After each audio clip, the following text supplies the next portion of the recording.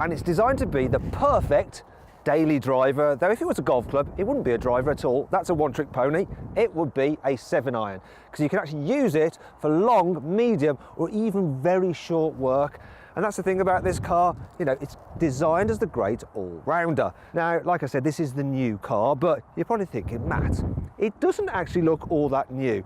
Well, revisions are quite minimal. They include a new bumper, you've got a new bumper at the back as well, and LED tail lights. The starting price is the same as before, around £17,500. But if you click up there to go to carwow.co.uk, you can compare offers and buy a price you're confident in. So, I'm just going to leave the golf club on the floor, and hopefully my caddy will pick that up later. So then, this revised Golf. Here on the inside, it looks, yeah, it looks a lot like before. Yes, there are a few new trims here and there, but it's essentially the same. You do get this new shiny infotainment screen though, and it's just got a crisper, sharper display, and it's actually faster to load different pages. And if you click up there, you can see my full infotainment video review of it. This Golf interior is just very nice and simple to use. It's comfortable, everything is where you'd expect it to be, and yeah, quality, you know, on the whole, it's very nice. Speaking of quality, look, nice damped glove box, and the glove box here itself is quite large, plus door bins are absolutely massive. I mean, look, large bottle of water fits in there, no problem at all, and there's some extra space, although not that much, under the armrest. And you've got a couple of cup holders here and another cubby here, which is ideal, I'd say, for your mobile phone. Keep it out of sight while you're driving so you don't get distracted. Now, in the back, the Golf has always been fairly impressive.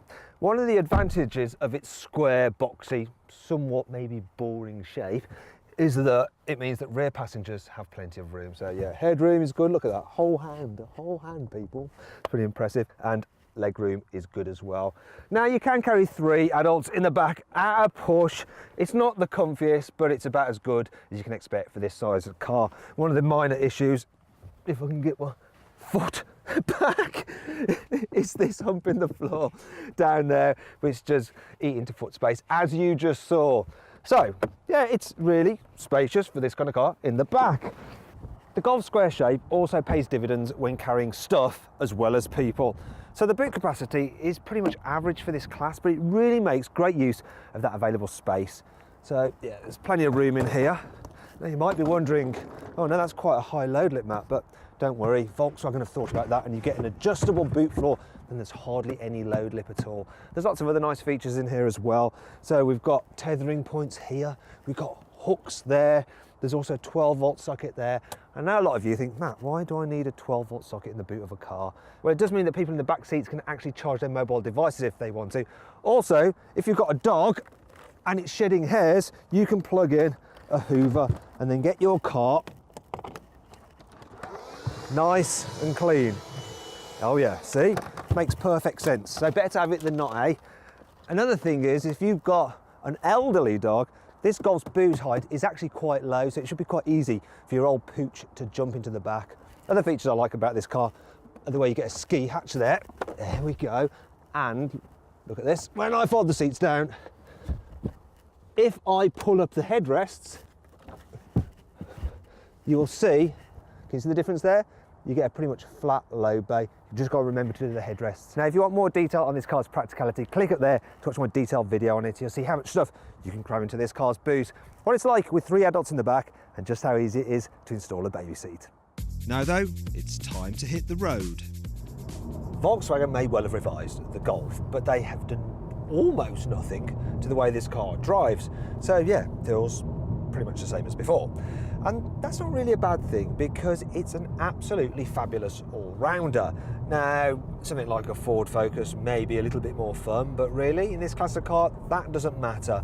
The Golf goes about its business brilliantly. So it steers sharply, it grips well enough, the control weighting's perfect, there's not too much of a blind spot there because you've got a handy little quarter light, and the view out the back window, that's impressive as well. And all that makes this Golf dead easy to manoeuvre around town. It's also nice to cruise around, and you can just rest her on there and on this soft squidgy armrest here and just blat up the motorway in total comfort, because the seats are good, there's hardly any wind or road noise, and it's altogether rather relaxing. What also helps with the comfort is the suspension.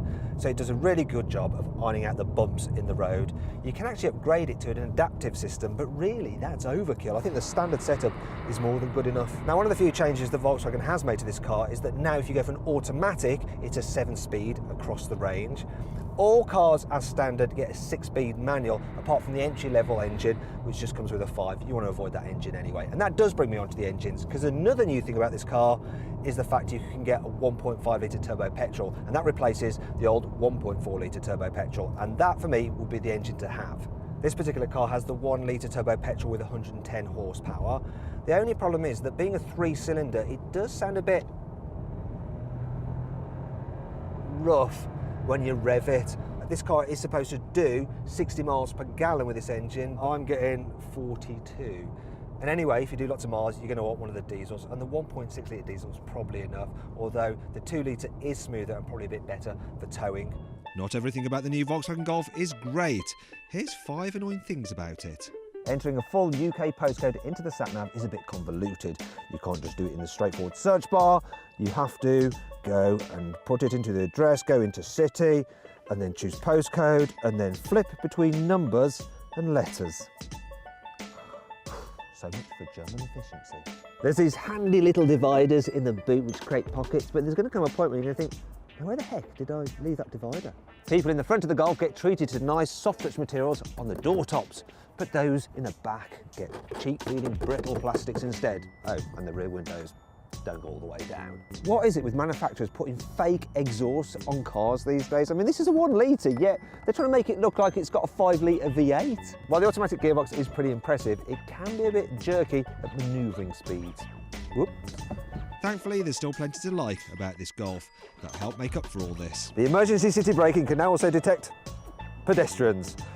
Thank God for that. The door pockets are lined with felt, even here in the back, so that things don't rattle about when you're driving. The optional traffic jam assist can automatically brake, accelerate, and even steer the car for you. Let's take the strain out of boring city driving.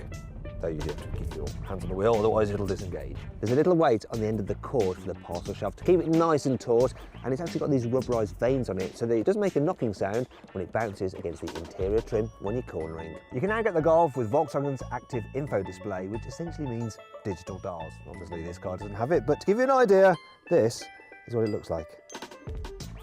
Ooh.